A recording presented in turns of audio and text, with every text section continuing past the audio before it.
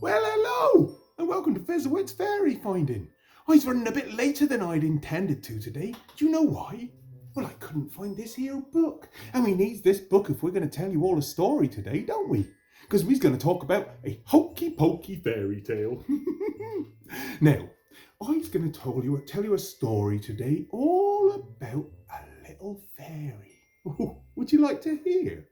Well, I knows we's a bit later than we should have been, so I hope you're sitting comfortably, because we're going to start. Once upon a gribbledy-grob, there was a young fairy called Meredith, or Mary for short. Oh, there she is. And as you can imagine, like most of them there fairy folk, she was indeed very, very short. You might even say that she was teeny and tiny, or tiny and teeny depending on the way you was facing on that particular day.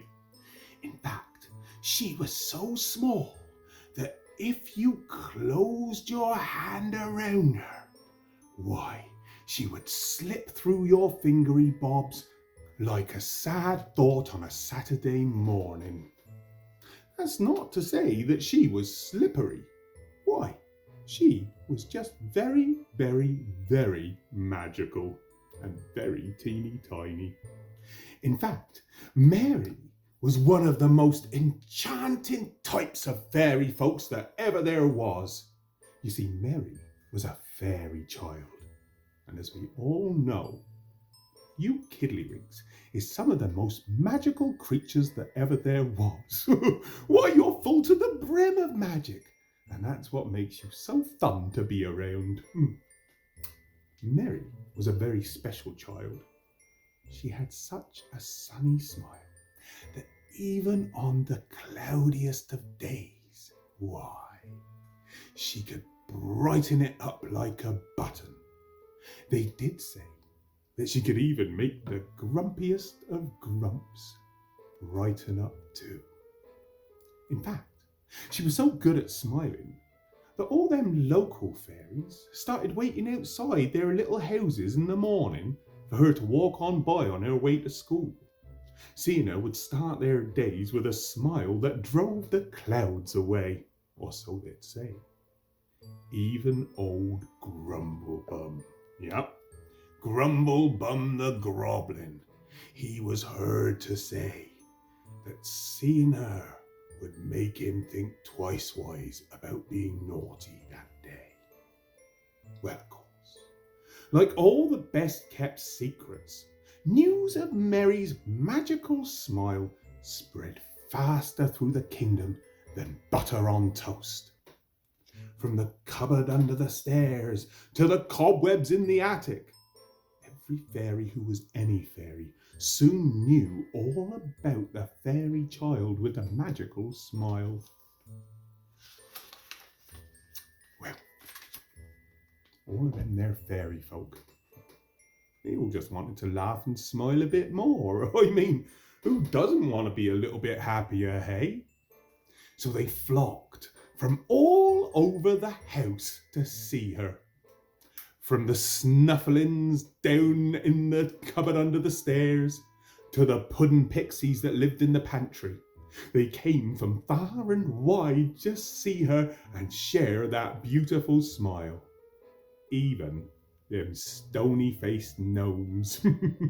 Why, they packed up their fishing rods and made their way all the way from the bottom of the garden to the kitchen shelf, just so they could catch a glimpse of her.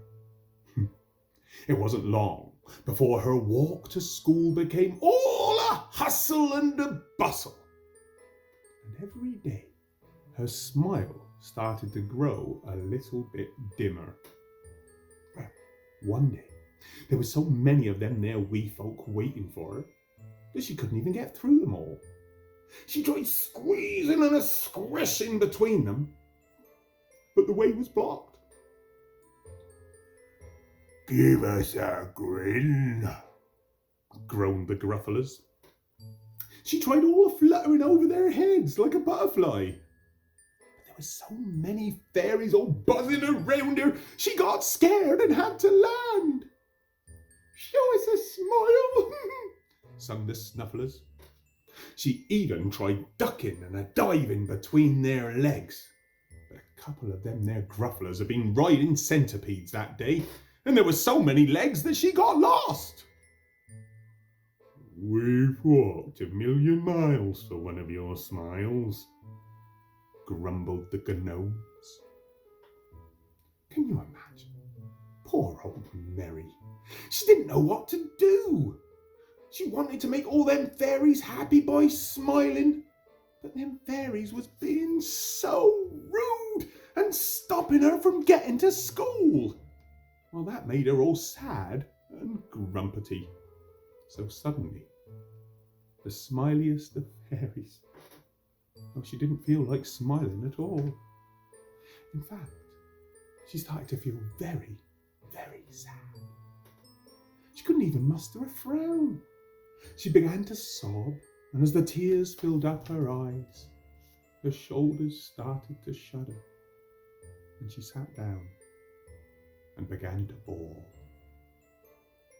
What's going on? Growled the Gruffler. Her smile isn't very sunshiny, said one of the Snufflings.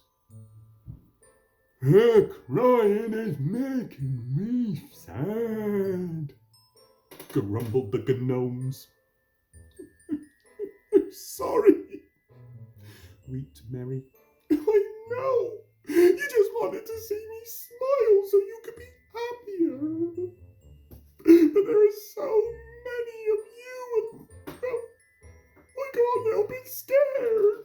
I'm only teeny and tiny, and I couldn't get through, and now I'm going to be late for school.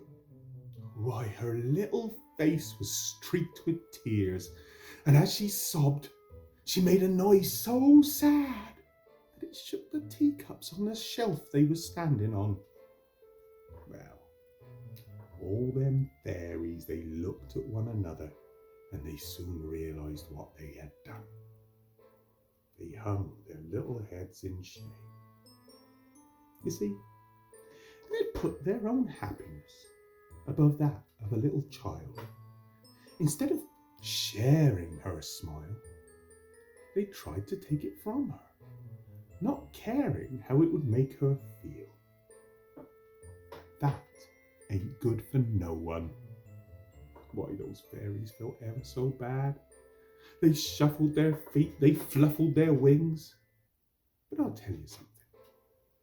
When times are at their saddest, why, that's when sometimes an act of kindness can make it all feel a lot better.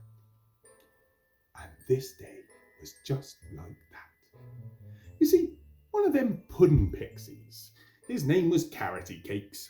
He stepped through the crowd, and from his pocket he pulled a lovely silken handkerchief, and he gave it to Mary. I'm sorry, he said. We didn't mean to make you cry. There's a good old voice out on them. We should never have intruded on your personal space. It was wrong to try and take your happiness. Why, the other fairies all mumbled and started nodding agreement and shuffling their feet. Thank you for understanding, said Mary as she blew her nose into the handkerchief.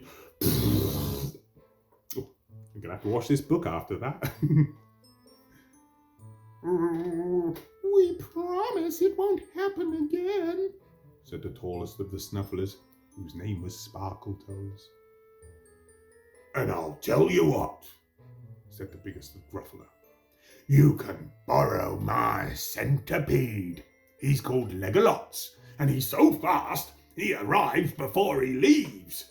You'll be early for school if you ride him. Why, thank you, said Mary. And because they meant this, and it weren't no hollow apology, Mary smiled. It was just the teeniest and the tiniest of smiles at first, like a little ray of sunshine peeking through the crowds. But it warmed everyone's heart as it was a smile that had been given freely.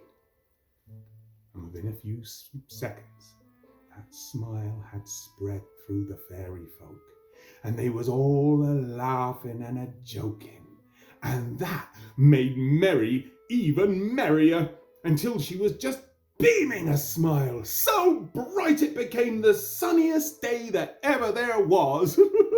You see, positivity and kindness catches on like nothing on earth. It really is the most wonderful of gifts that you can give. And you know what? Mary did arrive early to school that day, and she had the most exciting ride on a centipede that ever you can imagine. And she even had a wonderful day, learning about all sorts of exciting stuff like magi mathematics and sciencery. And all the fairies, why, they kept their promise, and they never ever again did intrude upon her personal space. They gave her all the distance she needed. And I'll tell you something.